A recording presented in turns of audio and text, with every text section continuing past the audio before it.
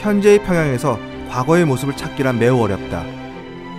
일제강점기와 1960년대 개발은 평양의 모습을 크게 바꾸어 놓았다. 몇몇 건축물과 모란봉을 둘러싼 성곽을 제외하면 일제강점기 이전 평양의 모습을 확인하기 힘들다. 하물며 1350여 년 전 고구려 멸망 이후 사라진 고구려 수도 장안성의 모습을 확인한다는 것은 매우 어려운 일이라고 볼 수 있다.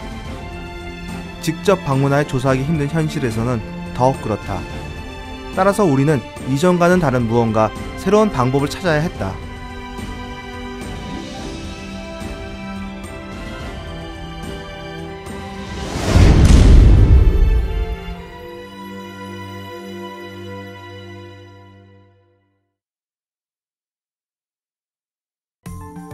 최근 우리나라에서는 문화유산의 디지털 복원 작업이 다양한 분야에서 이루어지고 있다.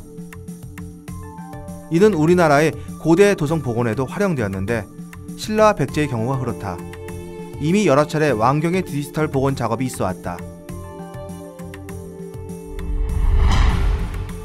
그런데 고구려의 경우에는 아직 왕경의 복원이 활발히 이루어지진 않았다. 안악 사모분 등의 고분을 중심으로 디지털 복원 작업이 수행되어 왔을 뿐이다. 신라의 경주나 백제의 사비와 달리 복원에 필요한 기초적인 조사 자체가 어렵다는 것이 가장 큰 이유라고 할 수 있다. 이처럼 조사와 연구가 부족한 상태에서 이루어진 고구려 도성 구조에 대한 개략적인 복원도만으로는 사실상 일정 수준의 복원조차 어렵다. 그래서 우리는 기존에 연구하는 다른 연구 방식을 찾기로 했다. 평양성은 규모 면에서 장대하다. 장대함은 필연적으로 다양하면서도 많은 수요의 세부 사항들을 간직할 수밖에 없다. 따라서 복원 작업에 따르는 어려움이 클 수밖에 없다. 물론 예상보다 큰 성과를 얻을 수도 있을 것이다.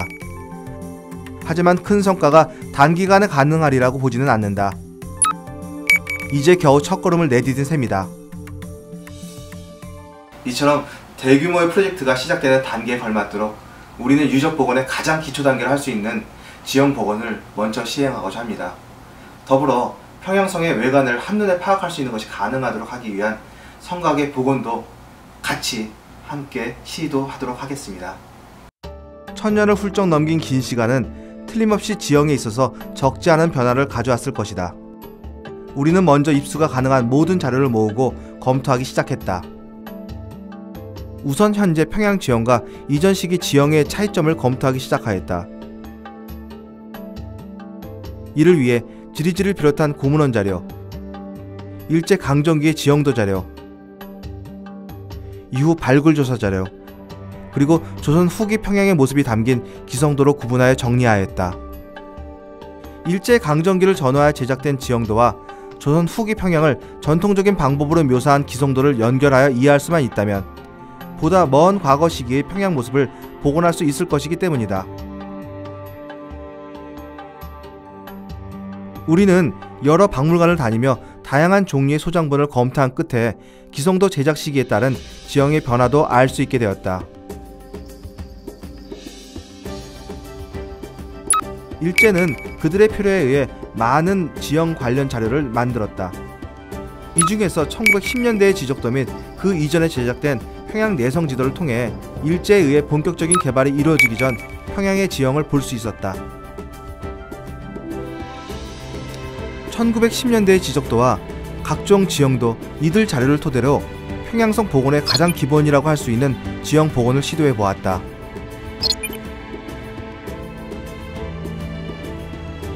이것으로 지형 복원이 완료된 것이라고 말할 수는 없다. 우리는 지금도 새로운 자료 입수에 촉각을 세우고 있다. 새로운 자료가 입수되는 대로 지금까지 작업한 결과와 비교하여 수정하는 작업을 계속 진행해 나가며 마침내 새로운 결과물을 산출하게 될 것이다. 이러한 작업은 끊임없이 반복될 것이다. 즉 지형 복원은 늘 미래형이란 점을 기억해 두어야 한다. 기성도는 지형 복원보다는 성곽 복원에 더 큰 도움이 돼 주었다. 우리는 두 개의 기성도를 주목하였다. 송암박물관 소장본과 육군박물관 소장본이 그것이다. 송암박물관 소장본은 가장 오래된 기성도로 알려져 있다. 육군박물관 소장본은 송환본과 제작 시기의 차이가 있고 성곽 등의 지형 지물 묘사가 뛰어나다는 것이 장점이다. 우리는 송환본과 육군박물관본을 비교해가며 복원 연구에 활용해 보았다. 특히 외성과 중성 성벽의 경우 송환본은 석축이 하부에서 비교적 잘 확인되는 데 비해 육군박물관본은 대부분 토축만 확인되는 것을 볼 수 있다. 뿐만 아니라 기성대 외의 자료 연구로 우리는 수정이 요구된 사항들을 확인할 수 있었다. 일례로 내성의 남문인 주장문의 경우 새로운 자료가 발견될 때마다 그 정확한 위치가 계속 수정되었다.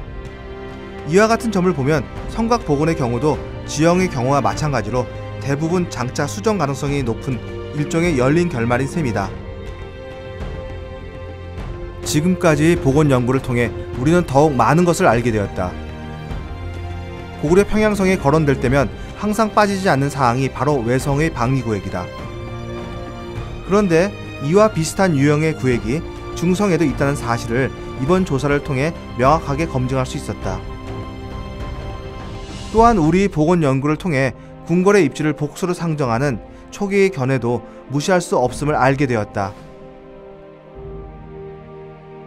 이와 같은 모든 과정을 통해 우리는 과거 고구려 평양성을 이해하는데 가장 기본이 되는 도성 플랜의 1차 개념들을 만들었다.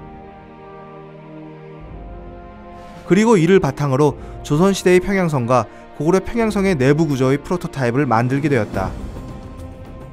더 나아가 고구려 당시의 왕경인 평양에 대한 개략적인 3차원 그래픽 복원도 시도해보았다.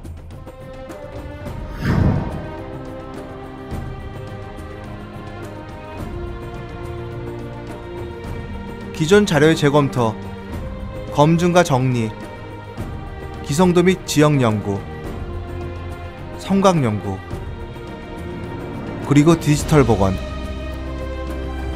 이러한 일련의 흐름 속에 고구려 평양성이 점차 형태를 갖춰가고 있다.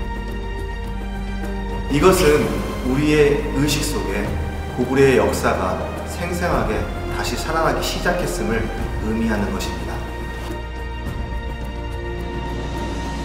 이제 첫걸음을 내딛었을 뿐이지만 모든 역사의 현장이 우리가 하고 있는 디지털 복원 연구를 통해 빠짐없이 되살아나는 날이 머지 않았다는 것을 우리는 확신한다.